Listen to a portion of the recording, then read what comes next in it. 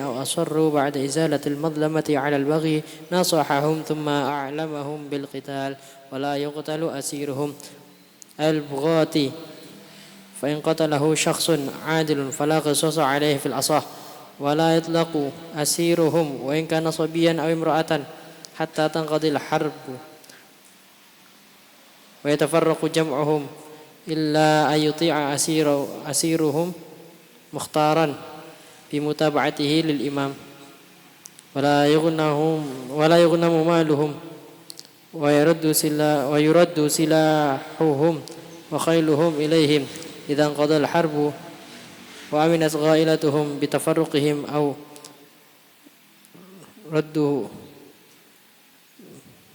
ردهم إلى الطاعة ولا يقاتلون بعظيم كنار ومن جنيك إلا لضرورة فيقاتلون بذلك كأن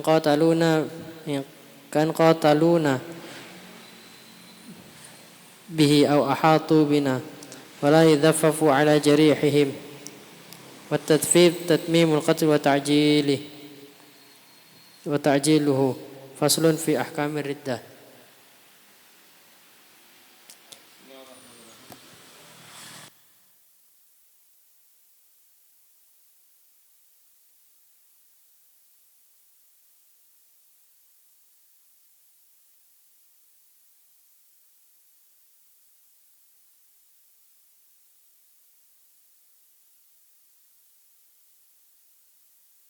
على أمر الدنيا والدين والصلاة والسلام على أشرف الأنبياء والمرسلين سيدنا مولانا محمد وعلى آله وصحبه أجمعين ولا حول ولا قوة إلا بالله العلي العظيم سبحانك لا علم لنا إلا ما علمتنا إنك أنت العليم الحكيم رب اشرح لي صدري ويسر لي أمري واحلل عقدة من لساني يفقهوا قولي ويسدد لساني قلبي حق سيدنا محمد صلى الله عليه وسلم. Qala musannif rahimahullah ta'ala wa nafa'ana bi amin. Wala yuqtalu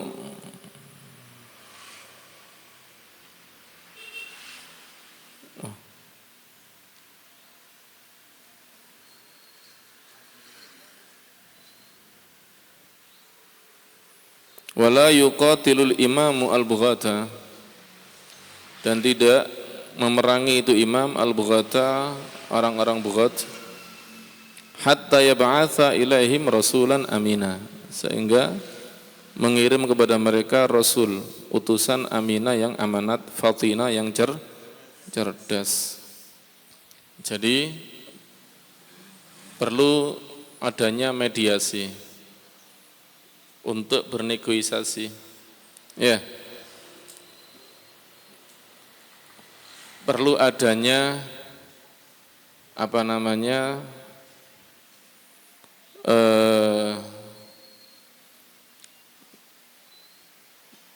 menjelaskan kepada mereka bahwa takwil mereka itu adalah apa?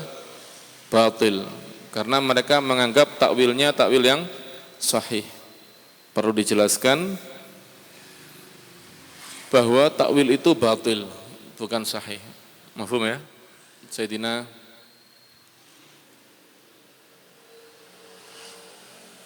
Sayyidina Abdullah bin Abbas radhiyallahu taala anhu wa arda, beliau ketika imam ingin memerangi orang-orang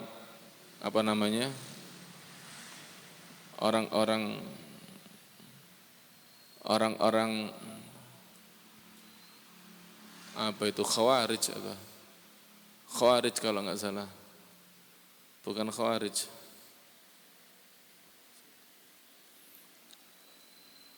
Sayyidina Abu Bakar As-Siddiq itu selalu sebelum memerangi kelompok-kelompok pemberontak mengirim utusan, faham? Kepada kelompok yang mani'uz zakah, yang mencegah zakat, Sayyidina Abu Bakar ngirim utusan, paham ya? Kepada Musailimah Al-Kadzab, Sayyidina Abu Bakar ngirim utusan, tapi utusannya dibunuh sama Musailimah. Maka diperangi Musailimah, dihancurkan, dan Musailimahnya juga dibunuh. Di situ kerugiannya sangat besar. Kenapa? Banyak di antara hufadzul Quran yang terbunuh. Di zamannya Nabi itu kalau sudah hafidhul Quran berarti apa? Berarti ulama. Kalau hadis mereka sudah belajar langsung sama Rasulullah SAW. Tinggal apa?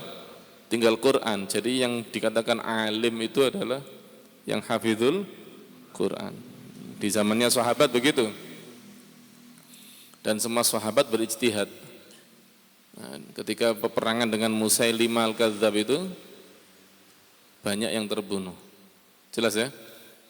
Maka disitulah Sayyidina Abu Bakar punya ide untuk apa? Mengumpulkan Al-Quran, dijadikan satu mushaf. Namun tertunda sampai proyeknya tidak sempurna, tertunda sampai apa? Zaman Sayyidina Utsman. Jadi proyeknya tidak berjalan sampai tuntas begitu. Paham ya? Yang menuntaskan Sayyidina Utsman. Jadi selalu mengirim utusan kepada Mani'uz Zakah, mengirim utusan juga kepada Mani'uz Zakah. Ketika utusan mengajak mereka kembali ke jalan yang benar, ternyata Mani'uz Zakahnya responnya malah menghina Rasulullah SAW. Karena menghina Rasulullah ya langsung dibunuh sama utusannya. Utusannya sekarang yang bunuh. Terjadilah peperangan. Faham? Sayyidina Abdullah bin Abbas ketika mereka mau memerangi Khawarij kalau nggak salah ya. Masa Mu'tazilah? Mu'tazilah belum ada waktu itu. Mau memerangi Khawarij kalau nggak salah, lupa saya. Itu Sayyidina Abdullah bin Abbas mengatakan jangan dulu, biar saya yang menyusup kepada mereka. Faham ya? Menyusup, bukan sebagai utusan resmi. Karena beliau takut kalau utusan resmi biasanya apa? Ditolak. Ya, kalau utusan resmi ditolak. Beliau menyusup sebagai orang biasa. Menyusup sebagai orang biasa. Ketika mereka mengatakan ada apa ini? Siapa ente? Kenapa ente kok di sini? Ya, ente dari pemerintah. Udah, anak ini muhibbinnya antum ini. Ya, anak ini condong kepada antum. Nah, disitulah akhirnya karena dibilang condong, mereka terbuka, terjadilah diskusi. Dari diskusi itu beliau berhasil menyelamatkan 2000 nyawa. 2000 orang semuanya bertobat kembali ke jalan yang benar dan keluar daripada golongan Khawarij. Sisanya udah diperangi sama pemerintah. Faham ya? Jelas ya? Jadi begitu, harus ada utusan untuk menjelaskan, paham ya? Dan utusannya harus aminan, amanat, fatinan, cerdas. Seperti Sayyidina Abdullah bin Abbas. Sayyidina Abdullah bin Abbas memandang bahwa kalau beliau datang ke situ sebagai utusan resmi, bakal apa? Bakal ditolak karena mereka menentang pemerintah. Faham? Mereka menentang pemerintah. Kalau jadi utusan resmi ditolak, maka beliau berpura-pura jadi orang yang condong kepada mereka. Ini cerdas, punya taktik, punya siasat, punya ide. Wadah. Yas'aluhum ma yakrahunahu, menanyakan kepada mereka ma yakrahunahu, apa yang mereka tidak suka. Kenapa kalian kok menentang pemerintah? Ada apa? Apa aturan pemerintah yang menurut kalian tidak benar itu apa? Jelas. Kalau seperti sekarang ini, kemarin kelompok jihadis yang ngebom Bali dan ngebom hotel itu. Ya. Itu Alasannya karena pemerintah ini adalah kelompok taghut, kan begitu ya. Pemerintah ini disebut apa? Taghut, disamakan dengan orang-orang kafir. Nah, ini perlu dijelaskan kepada mereka. Apa taghut itu? Di mana letak taghutnya pemerintah ini, di mana? Kenapa kalian menuduh pemerintah sebagai begini-begini? Itu perlu dijelaskan sehingga kembali ke jalan yang benar. Jelas ya? Kemudian fa in dzakaru lahu madlamatan hiya sabab fi imtina'ihim an ta'atihi azalaha. Fa in dzakaru, jika mereka menyebutkan madlamatan, kedzaliman, hiya sababu fi imtina'ihim, dan madlamah ini adalah sabab di dalam penolakan mereka an ta'atihi, daripada taatnya imam, azalaha, maka imam harus menghilangkan madlamah tersebut.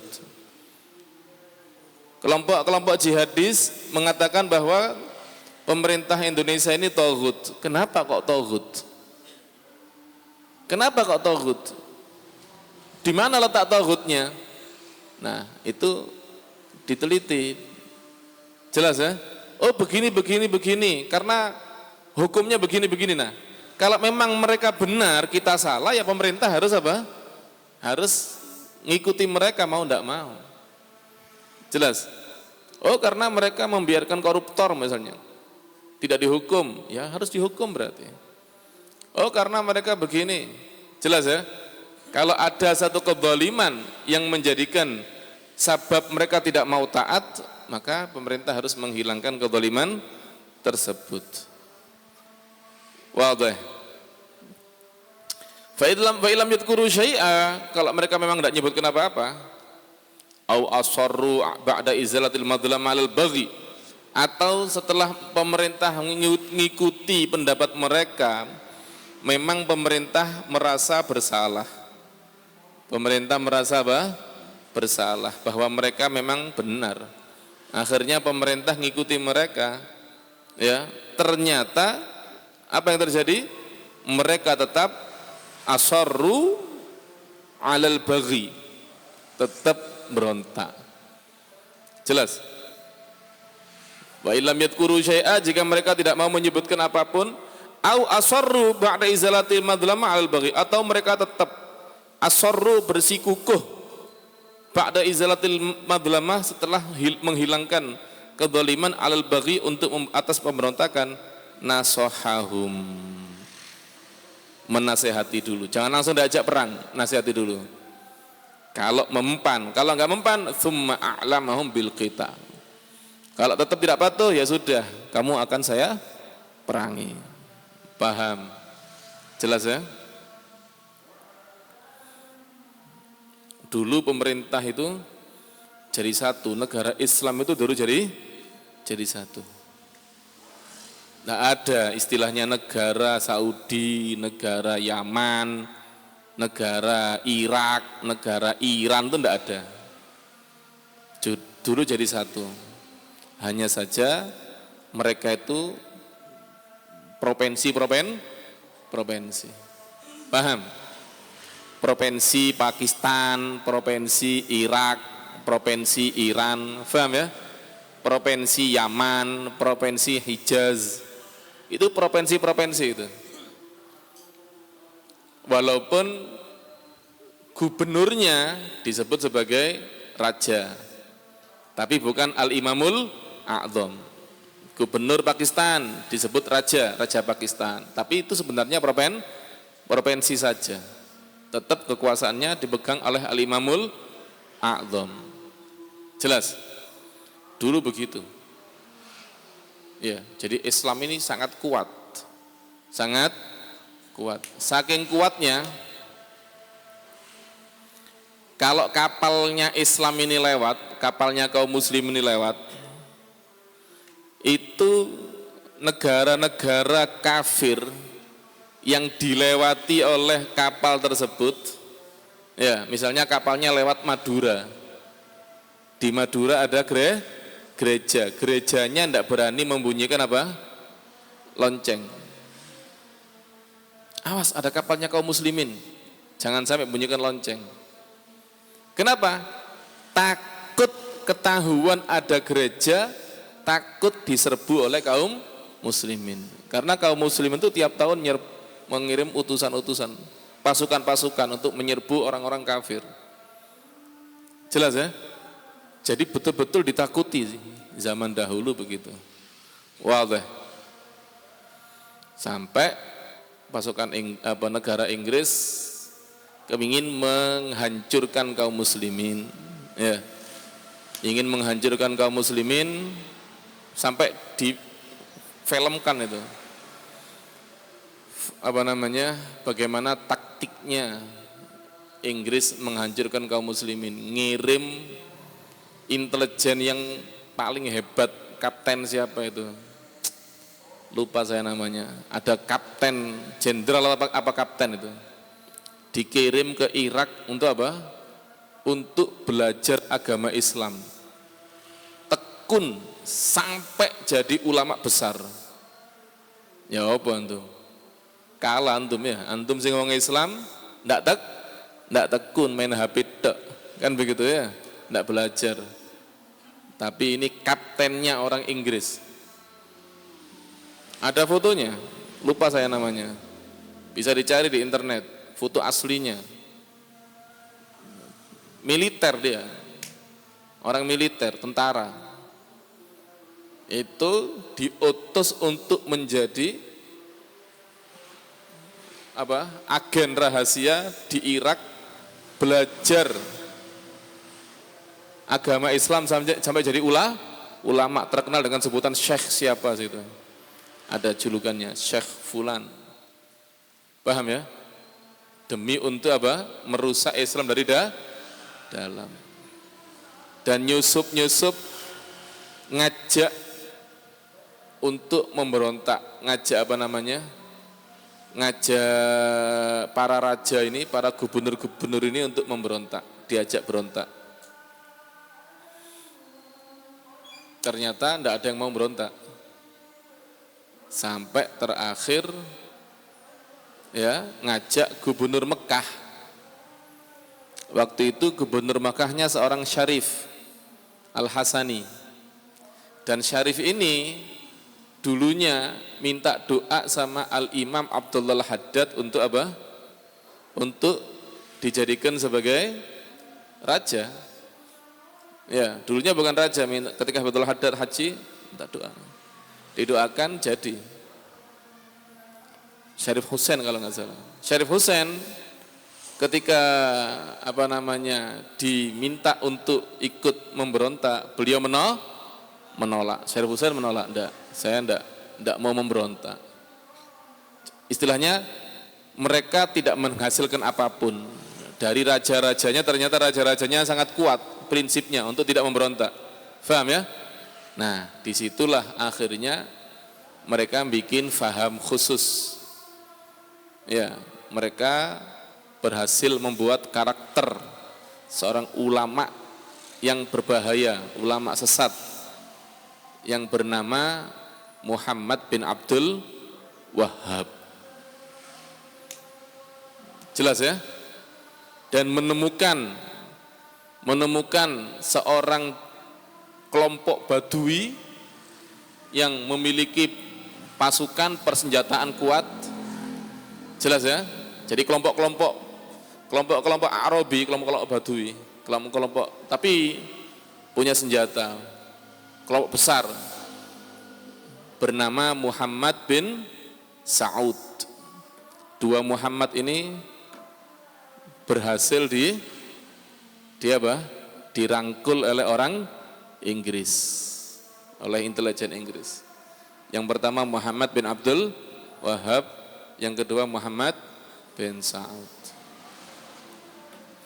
Apa yang mereka lakukan? Mereka menyebarkan ideologi Wahabi. Faham? Dan mengumumkan pemberontakan. Membunuh ribuan kaum muslimin yang tidak patuh. Sampailah mereka menang, berhasil, dan kekuatan Syarif Al-Hasani ternyata lemah, pasukannya lemah. Ketika menghadapi pasukan Muhammad bin Saud, kalah. Pasukannya Syarif Husain ya, Syarif Husain kalah. Minta bantuan ke Turki karena Imamul A'dhamnya di mana? Di Turki waktu itu. Ya, Al Imamul A'dhamnya Sultan Abdul Hamid di Turki.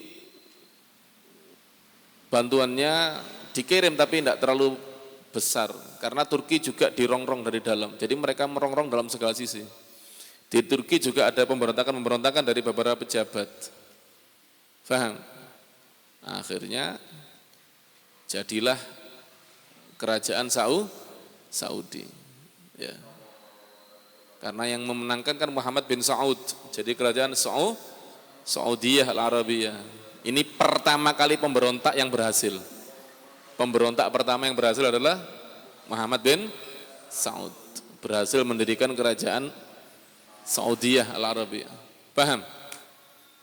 Dan Sultan Abdul Hamid ketika merasa bahwa beliau sudah tidak mungkin menang, ya, dan pasti Mekah Madinah bakal dikuasai oleh orang-orang Wahabi, beliau meminta agar apa? Agar atribut-atributnya Rasulullah dikirim ke mana? Ke Turki. Imamahnya, jubahnya, semuanya, rambutnya Rasulullah. Karena beliau khawatir ini kalau sampai Madinah dipegang, ya, Mekah sudah dipegang, tinggal Madinah. Kalau sampai Madinah dipegang oleh Wahabi, khotor ini. Padahal Sultan Abdul Hamid ini muhibbin. Sapu untuk nyapu makam Rasulullah itu bukan beli di pasar. Itu buatan tangan daripada Sultan Abdul Hamid. Jadi Sultan Abdul Hamid ini mengisi waktu senggangnya untuk bikin sapu. Buatan tangan sendiri. Untuk apa? Dikirim ke Madinah untuk nyapu makamnya Rasulullah. Jadi sapunya ini buatannya siapa? Rajanya, Sultan Al-Imamul A'dham Abdul Hamid. Jelas ya? Akhirnya mengirim panglimanya, ya, Syekh Ali Basha. Ali Basha dikirim untuk apa? Untuk membawa semua atributnya Rasulullah. Jadi tidak disisa, sudah di Madinah sudah. Madinah kok kosong, hanya makamnya Rasulullah saja, tidak ada apa-apa di dalamnya. Jadi ketika mereka menguasai Madinah, tidak nemu apa-apa sudah. Kalau Qubatul Khadra mau menghancurkan, monggo kalau berani. Nah, mungkin berani kan begitu ya. Sampai sekarang tidak berani. Makam Nabi mau menghancurkan tidak berani. Tapi kalau atributnya Rasulullah mereka berani. Tapi sudah dibawa ke Turki. Jelas ya? Akhirnya udah muncullah kerajaan Saudi. Setelah itu pemberontakan muncul semua. Akhirnya Yaman akhir kalau nggak salah. Akhirnya ada ini kerajaan sampai pecah semua habis. Pecah. Sampai sekarang ini sudah. Ya, tidak ada kerajaan yang namanya kerajaan Islam, tidak ada. Dulu kerajaan Islam. Paham ya? Jadi tidak ada negara apa itu Islam gitu aja. Daulah al-Islamiyah. Negara Islam. Bas itu dok. Tidak ada nama lain. Paham?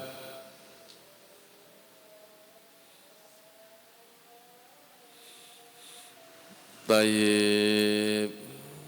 Dari mana antum kok lama? Hah? Hammam.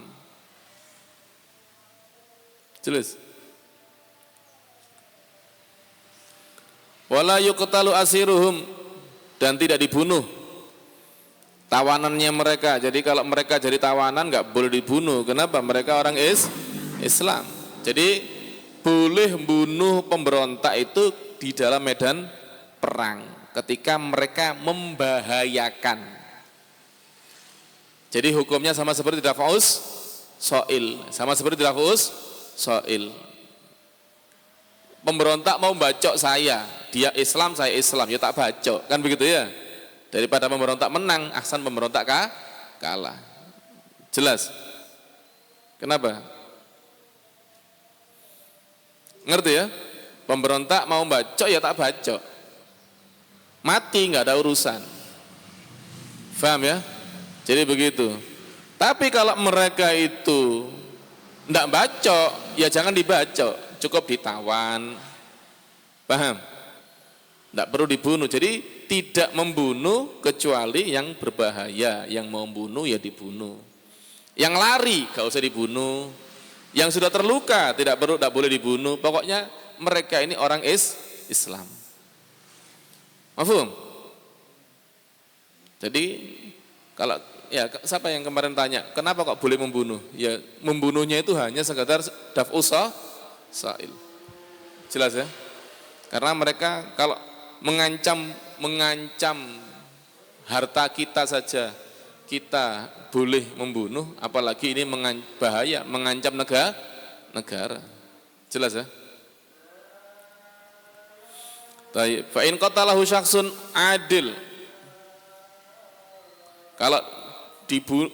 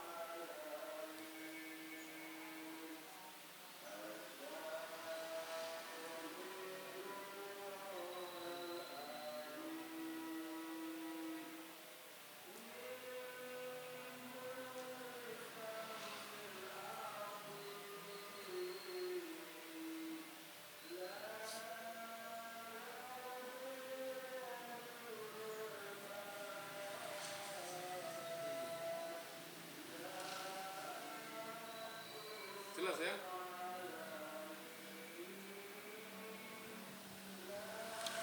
Fa in qatalahu syakhsun adil, jika qatala membunuh siapa asir tadi, tawanan kan tadi, wala yuqtalu asiruhum, tawanannya tidak boleh dibunuh. Paham? Tawanan tidak boleh. Kalau ada yang bunuh siapa? Bagaimana? Ternyata tawanannya dibunuh. Jelas. Siapa yang bunuh? Ternyata yang bunuh adalah syaksun adil. Orang yang adil. Apa adil itu? Adil itu artinya orang yang taat. Adil kebalikan daripada fasik. Orang yang taat. Yang bunuh orang taat. Orang yang masya Allah. Bukan orang yang na'udzubillah. Ya.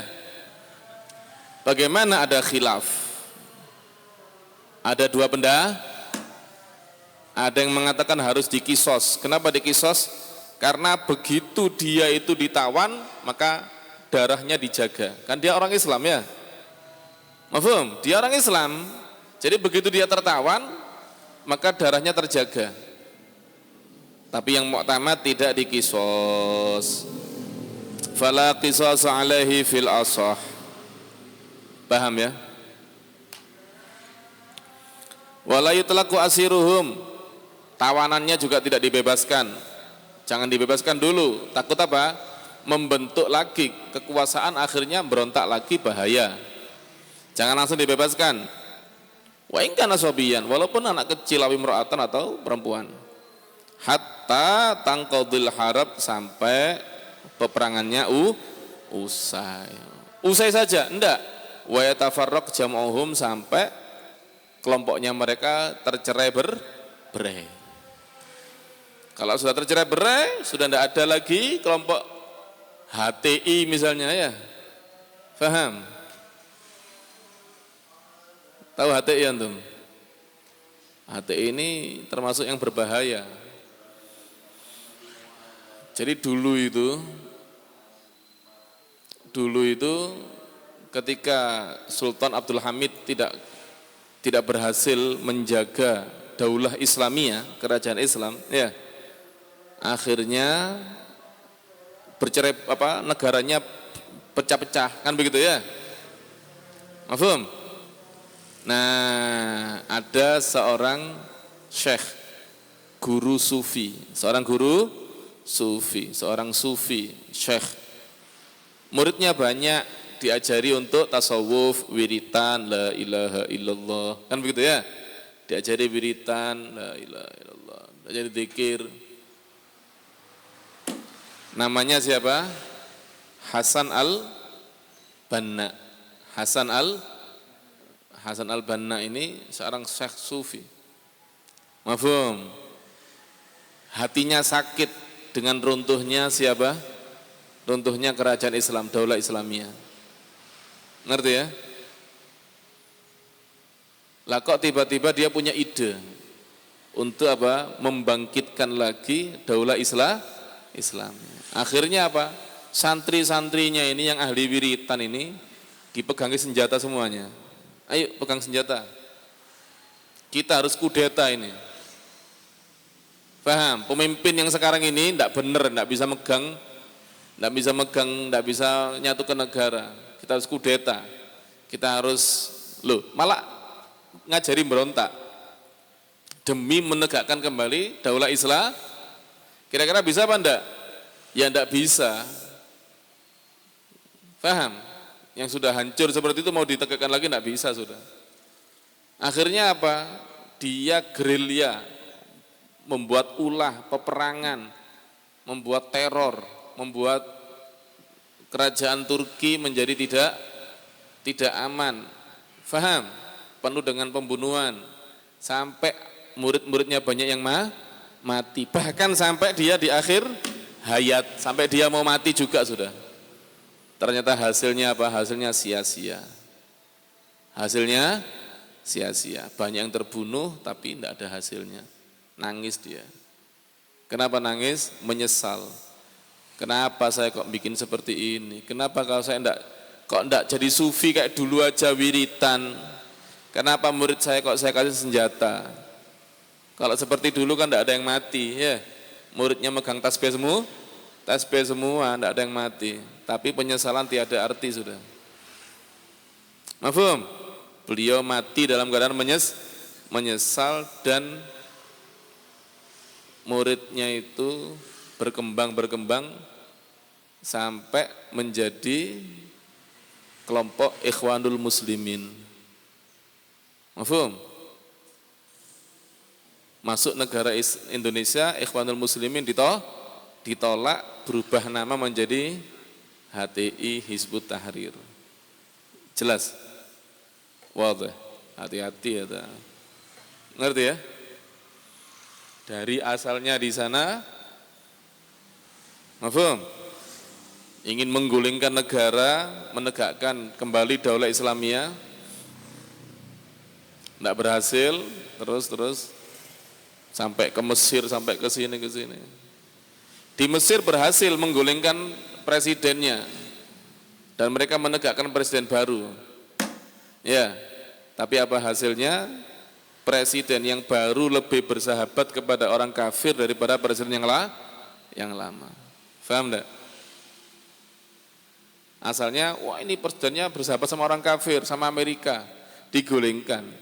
Ngangkat presiden baru HTI atau Ikhwanul Muslimin. Ternyata apa? Presidennya mereka lebih apa? Lebih ke kafir-kafiran, lebih terang-terangan kafirnya daripada presiden yang lama. Paham? Karena jadi unsur politik sudah, kekuasaan semua. Kasihan Syekh Hasan al-Banna. Niatnya bagus tapi caranya salah jalan. Makanya beliau menyesal dan meninggal dalam keadaan menyesal, tapi penyesalan yang tiada arti. Ya. Paham? Maksudnya baik, tapi caranya salah. Wadih. Wallahu a'lam bishawab. Nanti walaik talu asirum diulangi lagi ya.